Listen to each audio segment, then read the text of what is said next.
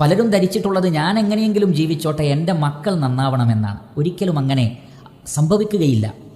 നമസ്കരിക്കാത്തൊരു പിതാവിനെ കണ്ട് വളരുന്ന മക്കൾ അവർ നന്നാവുകയില്ല. നോമ്പ് നോൽക്കാത്ത, നന്മകൾ ചെയ്യാത്ത, പരിശുദ്ധ ഖുർആൻ പാരായണം ചെയ്യാത്ത, അള്ളാഹുവിനെ ഭയപ്പെടാത്ത രക്ഷിതാക്കളുടെ മക്കൾക്ക് എങ്ങനെയാണ് നല്ലവരായി തീരാൻ സാധിക്കുക? ഒരു നല്ല മാതൃക അവർ കാണുന്നില്ലല്ലോ അവരുടെ വീട്ടിൽ. അതുകൊണ്ട് തന്നെ അള്ളാഹുവിനെ ഭയപ്പെടുന്നവരാണ് ഞങ്ങളുടെ മാതാപിതാക്കൾ എന്ന് മക്കൾക്ക് തോന്നണം. അള്ളാഹുവിൻ്റെ നിയമങ്ങൾ പാലിക്കുന്നവരാണ് എന്ന് തോന്നണം. ഹറാമുകളുമായി ബന്ധപ്പെടാത്തവരാണ് എന്നവർക്ക് തോന്നണം. എന്നാൽ മക്കൾ കാണുകെ ഹറാമുകൾ ചെയ്യുന്നു, ഇസ്ലാം വിലക്കിയ കാര്യങ്ങളൊക്കെ ചെയ്യുന്നു, ഹറാമായ രൂപത്തിൽ സമ്പാദിക്കുന്നു, കളവുകൾ പറയുന്നു, നമസ്കാരം കൃത്യസമയത്ത് നിർവഹിക്കുന്നില്ല, മറ്റു ആദാബുകൾ, മര്യാദകൾ ഒന്നും പാലിക്കുന്നില്ല എങ്കിൽ അത്തരം മാതാപിതാക്കളെ കണ്ടു വളരുന്ന മക്കളിൽ നന്മകളൊന്നും ഉണ്ടാവുകയില്ല. അതുകൊണ്ടാണ് അല്ലാഹു സുബ്ഹാനഹു വ തആല സൂറത്തു ത്വാഹയിലെ 132 ആയത്തിൽ പറയുന്നത്, വഅ്മുർ അഹ്ലക ബിസ്സലാത്തി വസ്തബിർ അലൈഹാ ലാ നസ്അലുക റിസ്ഖ നഹ്നു നർസുഖുക വലആഖിബത്തു ലിത്തഖ്വ. നിന്റെ കുടുംബത്തോട് നീ നമസ്കരിക്കുവാൻ വേണ്ടി കൽപ്പിക്കുക, താങ്കളും അതിൽ ക്ഷമയോടുകൂടി ഉറച്ചു നിൽക്കുക. അപ്പോൾ കുടുംബത്തോട് നമസ്കരിക്കാൻ കൽപ്പിക്കുന്നതോടൊപ്പം ക്ഷമയോടുകൂടി മാതാപിതാക്കളും നമസ്കരിക്കുന്നവരായിരിക്കണം.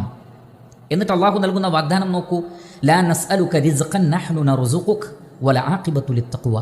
നിങ്ങളോട് ഞാൻ ഉപജീവനം ചോദിക്കുന്നില്ല, അഥവാ അള്ളാഹുവിന് നമ്മളൊന്നും കൊടുക്കണ്ട, മറിച്ച് അള്ളാഹു പറയുന്നു നഹ്നു നർസുഖുക, നിങ്ങൾക്കുള്ള ഭക്ഷണം ഞാൻ തരും. അപ്പോൾ അള്ളാഹു ഏറ്റെടുത്തിരിക്കുന്നു നമ്മുടെ റിസ്ഖ്, നമ്മുടെ ഉപജീവനം, നമ്മുടെയും നമ്മുടെ മക്കളുടെയും ഉപജീവനം അള്ളാഹു ഏറ്റെടുത്തിരിക്കുന്നു.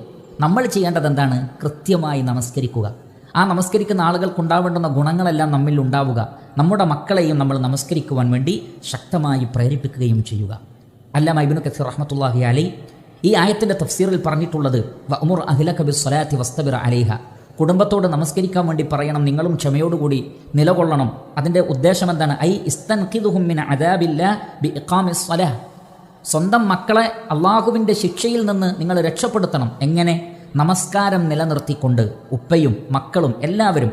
വസ്തബിർ അൻത അലാ ഫിഅലിഹ, നീയും നമസ്കരിക്കുന്നവനായി തീരണം.